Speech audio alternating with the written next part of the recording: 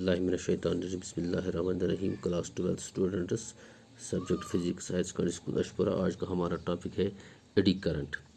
तो eddy current का जो प्रिंसिपल है वो है Faraday's law and Lenz's law. तो यहाँ हमने मतलब एक नॉर्मल कॉइल में जब हम एक मैग्नेट को नज़दीक में लाते हैं या दूर लेते हैं तो इसमें एक चेंज होती है मैग्नेटिक फ्लक्स में। तो वो चेंज मैग्नेटिक फ्लक्स में जो है वो इंड्यूस्ड ईएमएफ है, मतलब इंड्यूस्ड करंट है। तो इसमें एक इंड्यूस्ड करंट पैदा होती है।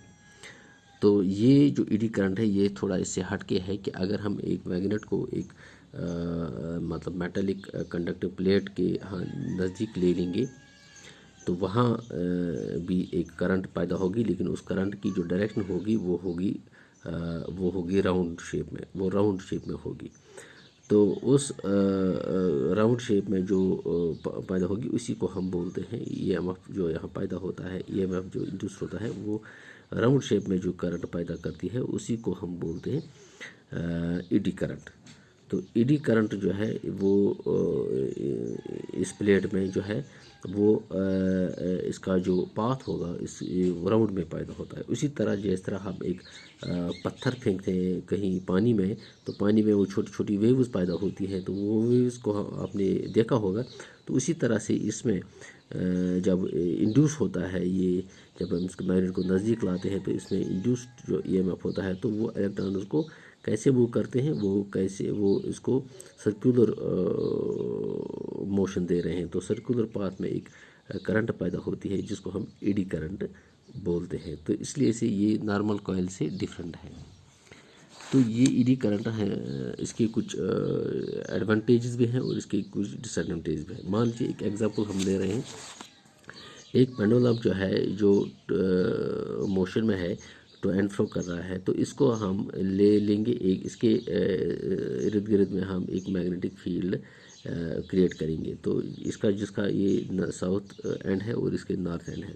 तो जो हम स्विच ऑन करेंगे तो अगर पहले जो है ये पेंडुलम 10 सेकंड में स्टॉप करता था, तो अब जब इसको हम इस नॉर्थ और साउथ के बीच में डाल देंगे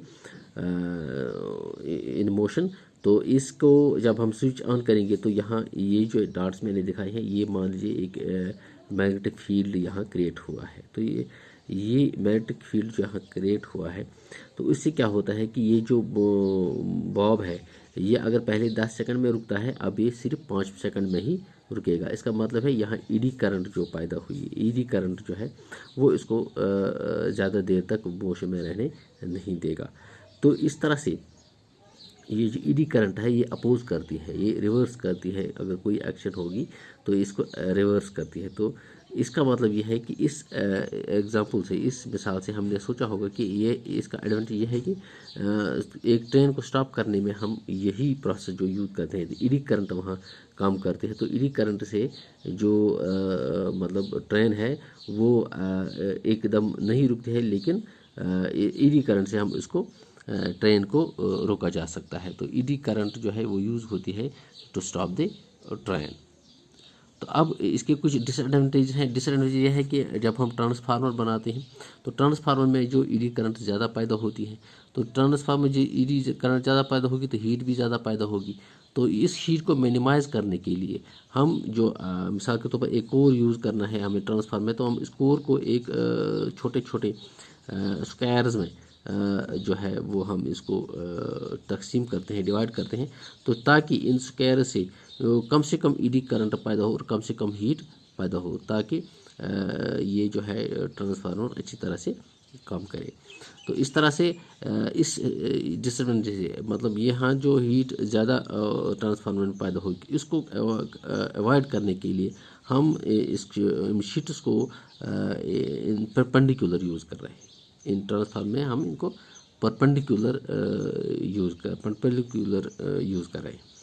तो इस तरह से अगर कोई मेटल हमें मेल्ट करना हो, मतलब उसके लिए हमें बहुत सारी हीट चाहिए, तो उसके लिए हम क्या करते हैं, हम ये ईडी करंट ही ज़्यादा क्रिएट पैदा करते हैं। तो ज़्यादा ईडी करंट होने से ये जो मेल्ट है उसका उतनी टेम्परेचर हम दे रहे हैं जिस टेम्परेचर पे वो मेल्ट होगा, जिस टेम्परेचर में वो मेल्ट होगा। इस तरह से ईडी करंट जो है उसके जो कुछ फ़ायदे भी हैं और कुछ नुकसान भी हैं। जैसे ट्रांसफार्मर में उसके नुकसान हैं तो उसको अवॉइड करने के लिए हम इसको एक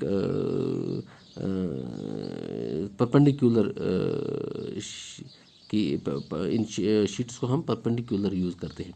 तो इस तरह से इसके जो है एडवांटेज है कि हम ट्रेन को स्टॉप करने के लिए या किसी मेटल को मेल्ट करने के लिए ईडी करंट को यूज़ कर रहे हैं। This all students today. Okay.